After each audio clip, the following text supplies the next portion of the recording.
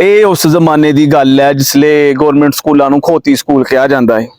ਤੇ ਬੰਦਾ ਕਿਸੇ ਨੂੰ ਕੀ ਦੱਸੇ ਕਿ ਜਨਾਬ ਮੈਂ 5 ਜਮਾਤਾਂ ਖੋਤੀ ਸਕੂਲ ਚੋਂ ਪਾਸ ਕੀਤੀਆਂ ਨੇ।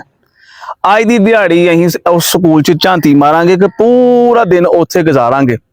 ਤੇ ਸ਼ੁਰੂ ਕਰਨੇ ਆ ਅਸੈਂਬਲੀ ਤੋਂ। ਜਨਾਬ ਸਵੇਰੇ ਸਵੇਰੇ ਵੱਡੀ ਜੀ ਮਾਰਨਿੰਗ ਅਸੈਂਬਲੀ ਹੁੰਦੀ ਹੈ ਤੇ ਹੈਡਮਾਸਟਰ ਸਾਹਿਬ ਆ ਗਏ ਨਾ ਮੂੰਹ ਦੇ 12 ਵਜੇ ਦੇ ਤੇ ਆਂਦੇ ਕਹਿਣ ਦੇਣਾ ਉਹ ਖੋਤਿਓ ਉਹ ਲੈਣਾ ਸਿੱਧੀਆਂ ਕਰੋ। ਤੇ ਜੇ ਕਿਸੇ ਦੇ ਵਿਚਾਰੇ ਦਾ ਧਿਆਨ ਥੱਲੇ ਹੈਗਾ ਤੇ ਨਾਲ ਹੀ ਉਹਨੂੰ ਕਹਿ ਦੇਣਾ ਅਮੂਦੇ ਘਾਹ ਖਾਣ ਨੂੰ ਦਿਲ ਕਰਨ ਡਿਆ ਖੋਤਿਆ ਤੇਰਾ। ਫਿਰ ਹੁੰਦੀ ਸੀ ਹਾਜ਼ਰੀ। नो कुर्सी नो मेज ओनली तोड़ा प्रोग्राम। इंज तोड़ा रखिया गुत्ते रखिया बस्ता ते मास्टर साहब आके बह गए कुर्सी ते हाजरी लान डे ते न्याणे ने रोला पाए दा। कोई कहन दिया मास्टर जी ने मेरे कान ते दंदी वड्डी है, कोई कहन दिया मास्टर जी इहने मेरे चुंडी वड्डी है, कोई कहन दिया मास्टर जी ये गंदे काम करदा है। ते मास्टर जी ने एक ही काम करना उठो दोनों दे कान फड़ा हड़ने। फिर सबक पढ़ाना अलफनार ते बेबकरी है। अलफनार ओ खोतिया किथे तेरा ध्यान है ते बेबकरी। फिर जनाब वक्फा आंदा ही लंगर दा वक्फा है जिन्हों ही कहने ब्रेक लंच ब्रेक।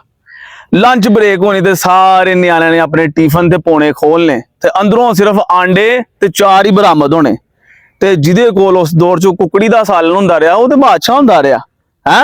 ते अगर उन्हें किसी को जनाब उस सालन चो किसी ने बुरकी दे हड़नी तो बुरकी लैने ने समझना कि हाय मेरी वर्गा तो किस्मत दा धनी है ही कोई नहीं।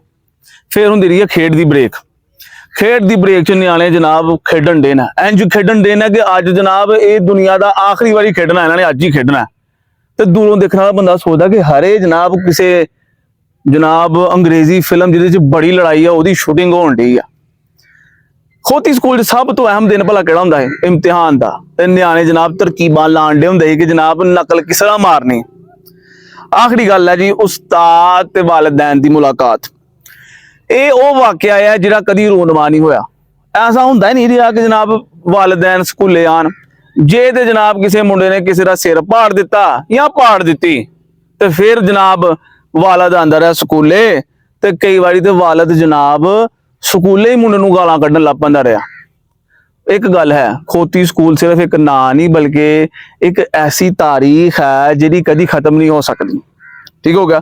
और अगर तुसीं बचपन च ऐसा स्कूलों च नहीं पढ़े दे तो तुसीं अपनी जिंदगी का कोई जिहड़ा अद्धा जा लुत्फ है ना अद्धा लुत्फ तुसीं जनाब जाया करता।